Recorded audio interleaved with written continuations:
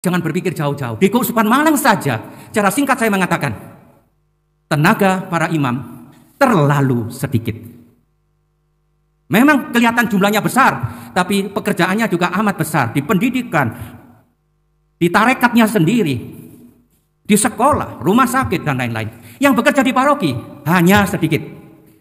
32 atau 33 paroki termasuk Dekuasi, ada 8 atau 9 yang hanya dilayani oleh satu romo. Masih 9 paroki dilayani oleh satu romo. Idealnya minimal satu paroki 2. Lebih ideal lagi kayak katedral atau paroki-paroki besar 2-4 imam. Masih terlalu banyak kekurangan. Bahkan di Keuskupan Malang sendiri. Imam projonya baru 43. Itu sudah termasuk yang pensiun. Sudah termasuk yang tidak ada di Keuskupan Malang karena tugas lain. Para saudara yang terkasih, mari pada hari ini kita berdoa untuk panggilan di seluruh dunia yang sangat membutuhkan. Tetapi secara khusus, mari kita berdoa untuk panggilan di keuskupan kita sendiri, panggilan menjadi imam-imam projo, karena mereka lah tulang punggung kehidupan suatu keuskupan. Semoga banyak dari antara umat di Keuskupan Malang yang terpanggil untuk menjadi pekerja di kebun anggur Tuhan. Dan mari kita berdoa bagi mereka yang sudah terpanggil, supaya mereka tetap setia sampai mati, rela bekerja untuk Yesus, menggembalakan umat Tuhan.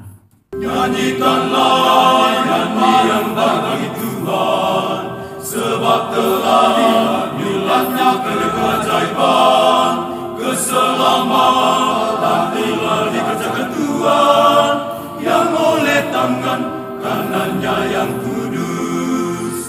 Nyanyikanlah nyanyian bagi Tuhan, bermasmurlah seluruh bumi bagi Tuhan, bernyanyilah, bersoraklah, bermasmurlah bagi Tuhan. Dalam nama Bapa dan Putera dan Roh Kudus.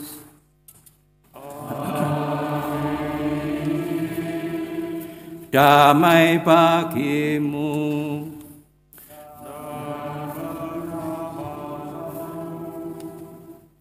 Para romo, para terdiakon, biarawan, biarawati, saudara-saudari, dan anak-anak yang terkasih dalam Kristus, selamat pagi. Hari Minggu Paskah keempat dirayakan sebagai hari Minggu Yesus Gembala yang baik. Karena bacaan diambil dari Injil Yohanes yang menggambarkan Yesus sebagai gembala yang baik. Dan karena itu juga diperingati sebagai hari Minggu panggilan. Pada hari ini mari kita berdoa secara khusus agar Tuhan berkenan memanggil banyak orang untuk rela menjadi pekerja-pekerja di kebun anggurnya. Di sini ada anak-anak yang memerankan romo, suster, bruder, dengan harapan perayaan Ekaristi hari ini mengingatkan kita bahwa Tuhan menghendaki banyak pekerja di kebun anggurnya. Kita doakan semoga Keuskupan Malang mempunyai banyak panggilan, terutama menjadi imam diosesan yang menjadi tulang punggung kehidupan suatu keuskupan. Mari kita awali perayaan Ekaristi sambil mohon ampun atas segala dosa dan kekurangan kita. Saudara-saudari yang terkasih dalam Kristus, karena orang Israel pada waktu itu mempunyai banyak domba, karena salah satu mata pencarian utama orang Israel adalah gembala, maka kitab suci sering membandingkan hubungan Tuhan dengan kita umatnya seperti hubungan gembala dengan domba-domba,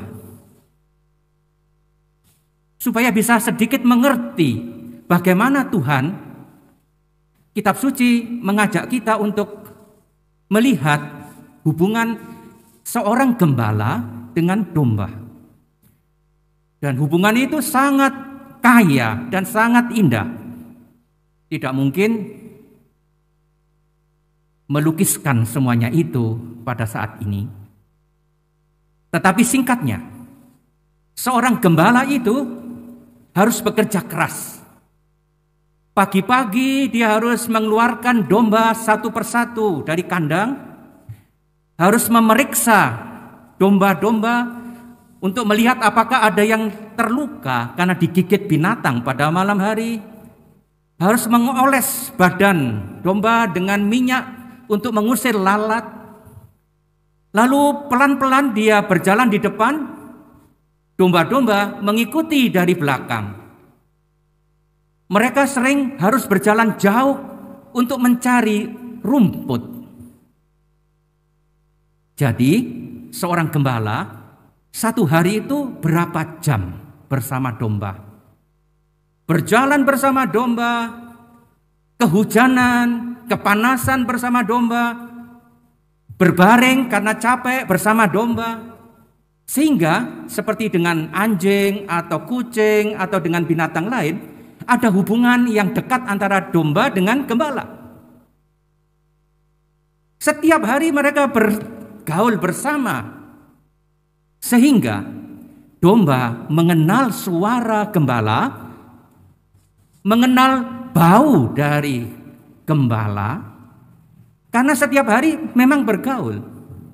Seorang gembala yang baik harus bekerja keras, selalu mencari padang rumput yang baru supaya domba bisa makan, mencari sumber air supaya mereka bisa minum. Kerja keras seorang gembala itu juga mengandaikan ada hati, perhatian, pengorbanan dari seorang gembala. Apalagi kalau yang digembalakan adalah dombanya sendiri, bukan domba orang lain. Dia bukan pekerja, tetapi dia menggembalakan miliknya sendiri. Tentu perhatiannya lebih besar, usahanya lebih keras. Mengusahakan supaya domba-dombanya bisa makan, tidak pernah lapar, tidak pernah haus, dilindungi dari godaan atau serangan binatang lain. Tentu domba yang digembalakan oleh pemiliknya sendiri lebih sejahtera daripada kalau digembalakan oleh seorang upahan. Itulah yang digambarkan dalam Injil Yohanes. Yesus adalah orang yang menggembalakan dombanya sendiri. Dia bukan orang upahan. Dia mengenal domba-dombanya satu persatu, memanggil dombanya dengan nama sendiri-sendiri. Yesus setiap hari harus bekerja keras membuat domba-dombanya bisa kenyang dan makan dan tidak haus. Kalau dia memanggil dombanya, dombanya mengenal suaranya dan tidak takut, tidak lari karena Yesus bukan orang asing, tetapi pemilik. Pernah saya melihat video singkat, mungkin di Palestina. Ada sekelompok turis atau peziarah datang ke tempat penggembalaan. Turis-turis itu disuruh memanggil domba-domba yang sedang merumput. Namanya ini. Satu persatu turis itu memanggil, tapi domba tidak ada yang menoleh, makan terus. Nah, tiba giliran dari gembala. Gembalanya memanggil, langsung satu ekor berhenti makan, menengadah, lalu mendekati gembalanya. Yang lain mengikuti. Jadi ini yang dikatakan Yesus senang, memang benar terjadi.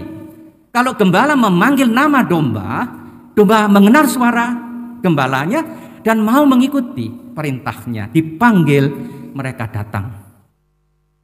Para saudara yang terkasih, dalam Mazmur tanggapan digambarkan bahwa bangsa Israel itu seperti domba-domba milik Tuhan. Karena itu milik Tuhan, maka Tuhan menggembalakan domba-dombanya dengan sebaik mungkin. Dengan indah digambarkan dalam Mazmur 23, apa yang dikerjakan Tuhan bagi umatnya. Tuhan melakukan semua yang harus dilakukan untuk domba. Tuhan memberi apa saja yang dibutuhkan domba-domba. Itulah gembala yang baik. Tuhan orang Israel adalah gembala yang baik. Dalam diri Yesus, putranya, Tuhan gembala baik ini melanjutkan karyanya. Dalam diri Yesus, Allah Israel nyata. Karena Yesus adalah gembala baik, mewakili Bapanya. Tidak perlu saya uraikan lebih lanjut apa yang dikerjakan Yesus bagi kita. Dia menggembalakan kita dengan sepenuh hati. Dia menghantar kita ke hidup yang kekal, yaitu dia menghantar kita masuk surga. Dan untuk itu Yesus harus mempertaruhkan nyawa. Untuk itu Yesus harus mengorbankan nyawanya. Tidak ada gembala yang lebih hebat daripada gembala yang berani mempertaruhkan nyawa untuk membela domba. Dan itulah Yesus, gembala kita, yang menghantar kita sekali lagi menuju hidup kekal, yaitu masuk surga. Para saudara yang terkasih, Yesus ingin tetap menggembalakan dombanya. Dombanya di seluruh dunia. Dombanya di Keuskupan Malang. Tapi sekarang Yesus bekerja melalui orang-orang yang dipanggil. Dipanggil untuk menjadi suster, untuk menjadi brother, untuk menjadi imam, untuk menjadi uskup, atau pekerja-pekerja lain. Melalui para imam, biarawan-biarawati, Yesus ingin menggembalakan domba-dombanya. Banyak orang membutuhkan pelayanan. Entah orang sakit di rumah sakit, entah orang mati untuk diberkati. Pada waktu penutupan peti, pada waktu dikubur. Banyak orang ingin menjadi Katolik, pelajaran agama. Banyak orang menikah, persiapannya, pemberkatannya. Banyak orang yang membutuhkan konsultasi, baik dari segi ekonomi atau rohani. Pendek kata, sebenarnya pekerjaan seorang imam begitu banyak. Juga pekerjaan biarawan-biarawati, entah itu di rumah sakit, entah itu di sekolah, entah itu di tempat-tempat pendidikan. Di dalam diri orang-orang inilah Yesus gembala baik ingin tetap menjaga, memelihara umatnya. Tapi panenannya besar, pekerjaannya sedikit. Saya tidak perlu menceritakan, tidak perlu memberi data. Saya cukup mengatakan, di dunia ini kekurangan banyak imam, biarawan-biarawati. Di beberapa negara tidak ada lagi panggilan. Banyak paroki, puluhan paroki ditutup karena tidak ada yang menggembalakan. Dan mulailah orang Indonesia ditagih. Dulu kami datang ke Indonesia untuk mewartakan Injil. Sekarang giliran kalian datang ke negara kami untuk menginjili kami. Karena di sini sudah tidak ada lagi panggilan. Tapi jangan berpikir jauh-jauh. Di Keuskupan Malang saja, cara singkat saya mengatakan, tenaga para imam terlalu sedikit. Memang kelihatan jumlahnya besar, tapi pekerjaannya juga amat besar. Di pendidikan, di tarekatnya sendiri, di sekolah, rumah sakit, dan lain-lain. Yang bekerja di paroki hanya sedikit. 32 atau 33 paroki termasuk dekwasi. Ada 8 atau 9 yang hanya dilayani oleh satu romo.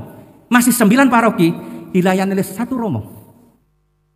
Idealnya minimal satu paroki 2. Lebih ideal lagi kayak katedral atau paroki-paroki besar 2-4 imam.